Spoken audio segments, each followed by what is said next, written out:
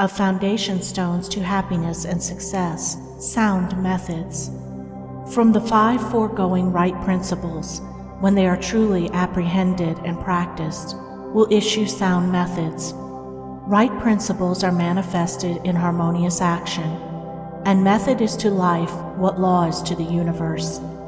Everywhere in the universe there is the harmonious adjustment of parts, and it is this symmetry and harmony that reveals a cosmos, as distinguished from chaos. So in human life, the difference between a true life and a false life, between one purposeful and effective and one purposeless and weak, is one of method. The false life is an incoherent jumble of thoughts, passions, and actions. The true life is an orderly adjustment of all its parts. It is all the difference between a mass of lumber and a smoothly working, efficient machine. A piece of machinery in perfect working order is not only useful, but an admirable and attractive thing.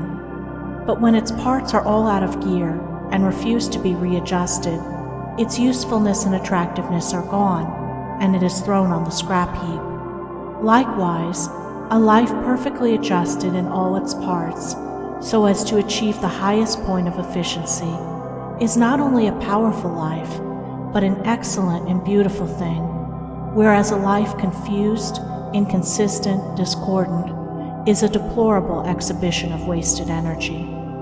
If a life is to be truly lived, method must enter into and regulate every detail of it, as it enters and regulates every detail of the wondrous universe of which we form a part.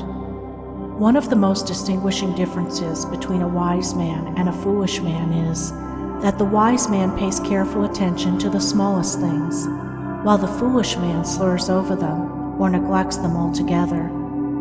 Wisdom consists in maintaining things on their right relations, in keeping all things, the smallest as well as the greatest, in their proper places and times. To violate order is to produce confusion and discord, and unhappiness is but another name for discord. The good businessman knows that system is 3 parts of success, and that disorder means failure. The wise man knows that disciplined, methodical living is 3 parts of happiness, and that looseness means misery. What is a fool but one who thinks carelessly, acts rashly, and lives loosely? What is a wise man but one who thinks carefully, acts calmly, and lives consistently? The true method does not end with the orderly arrangement of the material things and external relations of life. This is but its beginning. It enters into the adjustment of the mind, the discipline of the passions, the elimination and choice of words and speech, the logical arrangement of the thoughts, and the selection of right actions. To achieve a life rendered sound, successful, and sweet by the pursuance of sound methods, one must begin not by neglect of the little everyday things, but by assiduous attention to them. Thus the hour of rising is important, and it's regularly significant, as are also the timing of retiring to rest and the number of hours given to sleep. Between the regularity and irregularity of meals and the care and carelessness in which they are eaten is all the difference between good and bad digestion, with all that this applies, and an irritable or comfortable frame of mind, with its train of good or bad consequences. For attaching to these meal times and meal ways are matters of both physiological and psychological significance. The due division of hours for business and for play, not confusing the two. The orderly fitting in of all the details of one's business, times for solitude, for silent thought and for effective action, for eating and for abstinence. All these things must have their lawful place in the life of whose daily round is to proceed with the minimum degree of friction, who is to get the most usefulness, influence, and joy out of life. But all this is but the beginning of that comprehensive method which embraces the whole life and being. When this smooth order and logical consistency is extended to the words and actions, to the thoughts and desires, then wisdom emerges from folly, and out of weakness comes power sublime.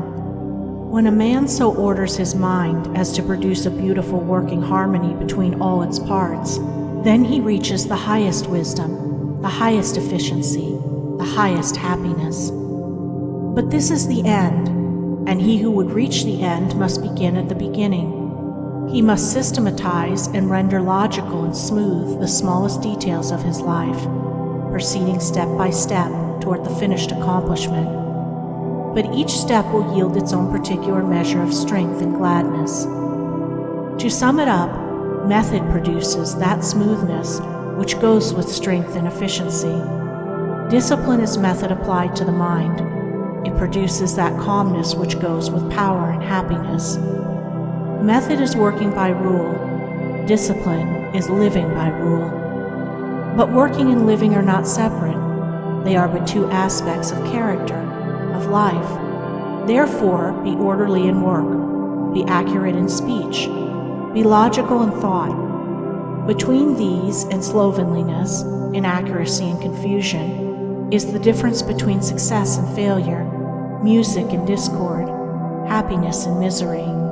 The adoption of sound methods of working, acting, thinking, in a word, of living, is the surest and safest foundation for sound health, sound success, sound peace of mind. The foundation of unsound methods will be found to be unstable and to yield fear and unrest even when it appears to succeed, and when its time of failure comes, it is grievous indeed.